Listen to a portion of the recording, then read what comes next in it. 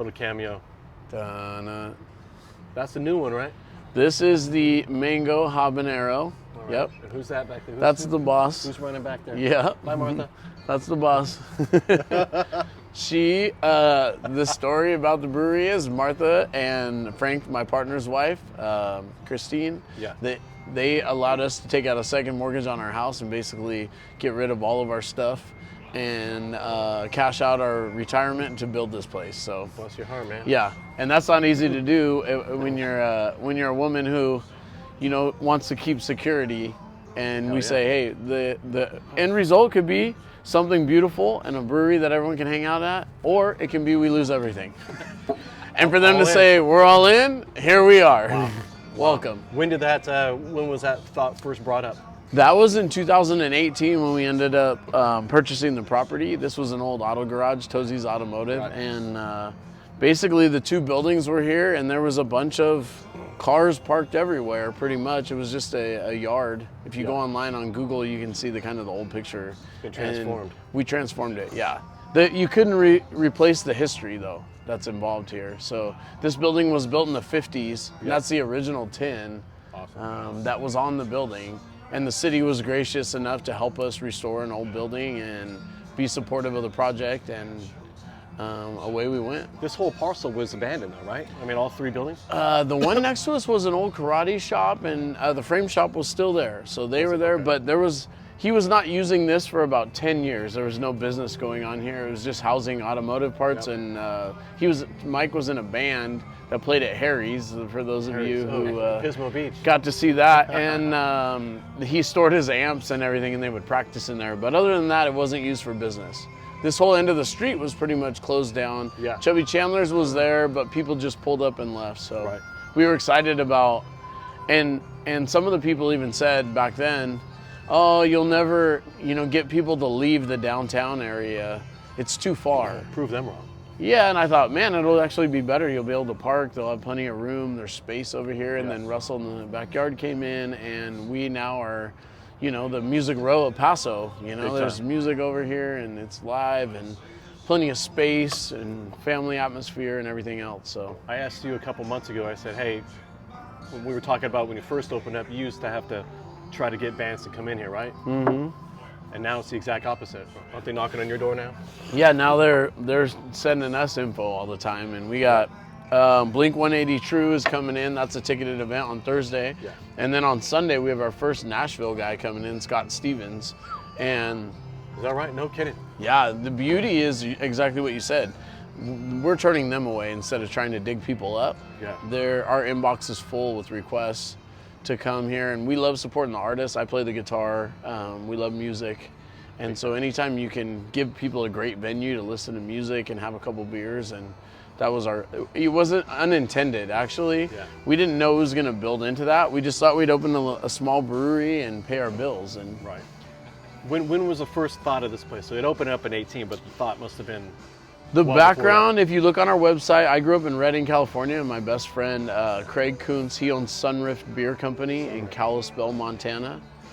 Him and I were gonna be teachers and football coaches. I became a teacher and a football coach, and he called me in 2000 and said, I'm gonna keep making beer at Four Peaks Brewing Company. And he started making beer, and every summer when I was a teacher, I would go make beer with him, and I thought, there's no freaking way. Can I cuss on this or no? Oh, sure, why not? Oh, I don't need to. I almost did. Now, Doesn't matter. I just thought there was no way that this guy makes beer, and what we're doing right now, he's getting paid. They're paying you right now. This is ridiculous. And I just kept going, and then Martha and I got married, and we looked. So how long have I had it? Since 2000 in my head. Really? But here's where the story's pretty cool is.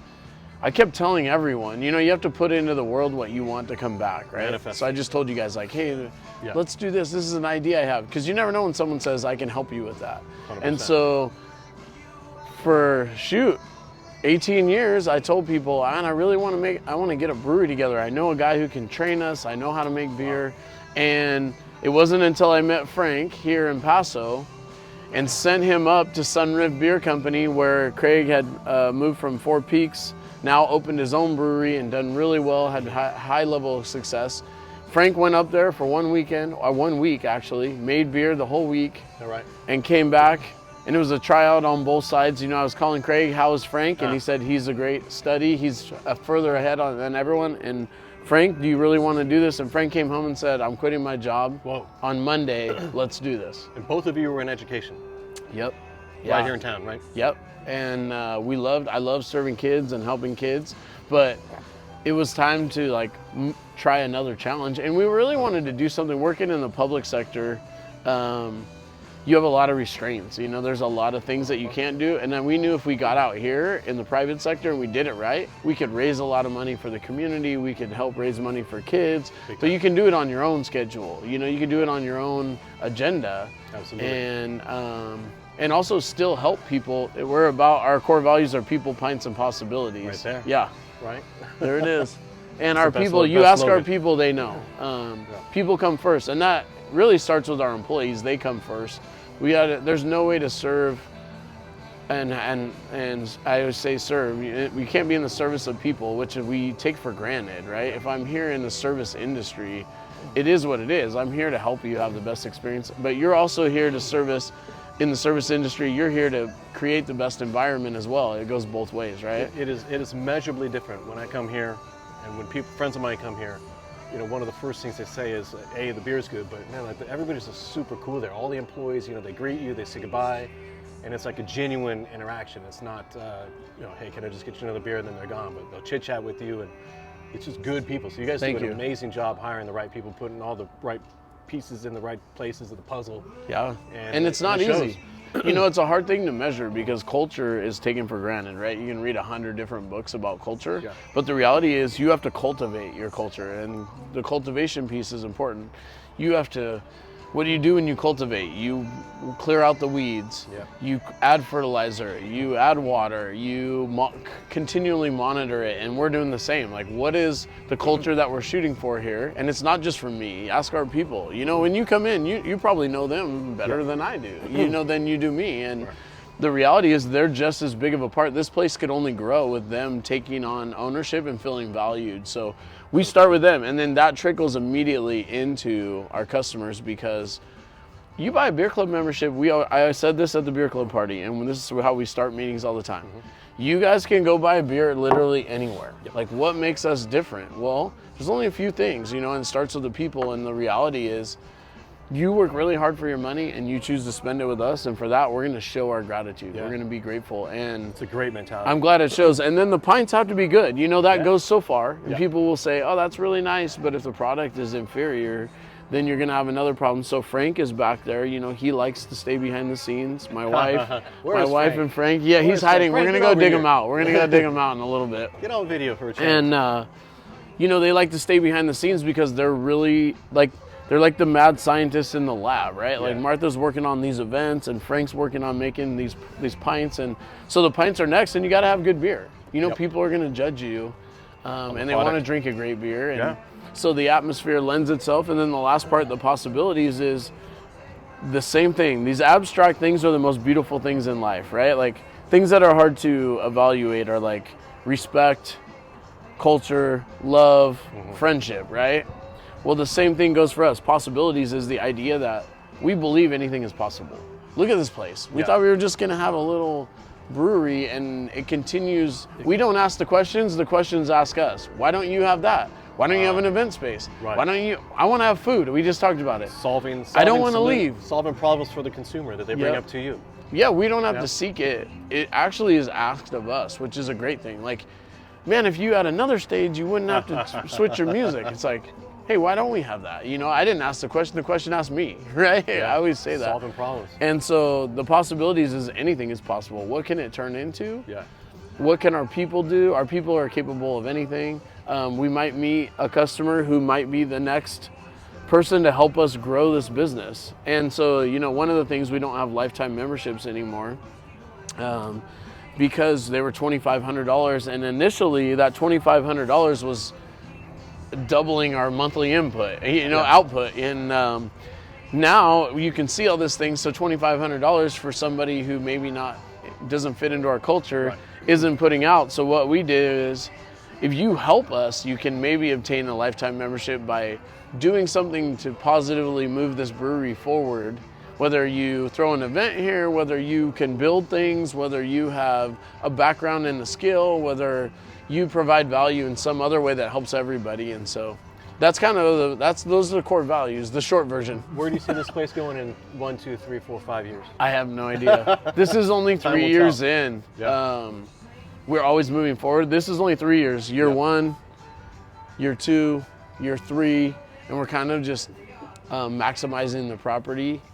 Big time. Hopefully it ends with us really just dialing in the entire experience for people now. We kind of expanded as much as we can and just really getting this experience and also growing our people so that they're not overly taxed with too many visitors and things like that, so that they're happy, they're making good money.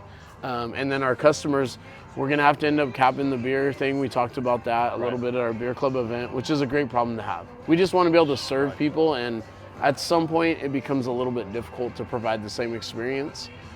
Even though you could make more money by selling more memberships, that's not really the outcome that we're looking for. So You're from the Valley originally, right? Well, no, you're Redding originally, then the Valley. Yeah, for years. Redding to Sacramento. I played football at Sac State and the Go Hornets, and then I got a master's degree from Fresno. I got a job in Kingsburg actually teaching, and then up to Fresno. And then my wife and I loved the Central Coast. You know, I would always wanted to get away. My grandmother lived in Ventura area, Right. Yeah, you mentioned and that. so from Fresno, I always took the long way down to her house because I just thought, man, it's so cool. You come through Paso and you hit Pismo, and then you kind of hit AG, and you can stop in San Ynez, and you go over the hill and you hit Santa Barbara, and I just thought, man, what fortunate people who could live here and enjoy this. You know, there's very few environments where when you move somewhere, you almost want to get home when you're on vacation because you could do the same thing. You're wondering if I wasted money, because here it has everything that we love. I can shoot to the beach where Frank lives in Cayucas. We can shoot over to Morro Bay. We can go and hike the Big Sur, you know, all the way up north. We can also still hit Shaver, which I loved about Fresno and Yosemite. It's not too far. You can do it all, and you can still hit LA and San Francisco. You're right in the middle, and I now see why people who move here don't want to tell anyone that. So you can't post that in LA or San Francisco. Keep it a little bit on but the we downside. moved here, and we just wanted an opportunity. When the jobs came open in the school district, we had great jobs, and we were high level in the district office there. But it was like, hey, let's just go for a life, you know, like let's take a chance. And I had no intention that this was going to be the place for a brewery until we got here. Fast forward, and Craig came to visit me, and we went all around, and he said, if you're ever going to do it, this is it. And so here we are. And we did what he always does. He's a consultant for breweries. He always says, go down to the railroad tracks, start there, beer in hand or not, watch out for the train, and then just start walking the tracks and look for an old recognizable building and start there. Is that right? Yeah, and that's what we did. We saw the Hunters building there, and they weren't interested in anything. And why the train tracks? So what was the because mindset normally that's the history of any town. Okay. Is that was the original entryway to Good town point. was a railroad track. So off of that, any direction, a few blocks is going to be your oldest buildings in town. Makes sense. And those are just kind of our vibe. That's his vibe. You know, the restoration. This building, we won the beautification award for the chamber. Yeah, I just saw that on social media just the other day. Wasn't that on Saturday night, I think? Yeah. In town? And so, Mike, how are you? The first paid customer of the day. Nice. Oh yeah. And it's it's only 11:20. You're fine. We're filming a podcast. What's going on, Mike? Yeah, there's Mike. And so, the reality was we just walked around and found the building and said we need to find some investors, and here we go. And one walked in. Right. How about that? Bingo. Just Yeah, like that. yeah. Bless your heart, sir. Just like that. I wouldn't be here if it wasn't for you. And this is all privately funded, so we didn't get a loan. So we were basically asked. They said you're not in the brewing business, so we're not going to give you a loan unless somebody's on it who's owned a brewery before. Makes sense. So we went out and we privately funded everything that you see here, and all those people are all getting paid back, and it's great. Love it. I love the fact that we'll see the Amtrak train. Well, it'd be great if it was going by right now, but Oh, it's great. you can't miss it, right? Yeah. And so find those old buildings and enjoy life. Yeah. Awesome. Hey, I want to go. I've been coming here for 2.5 years and change. I've never gotten the free tour of the brewery.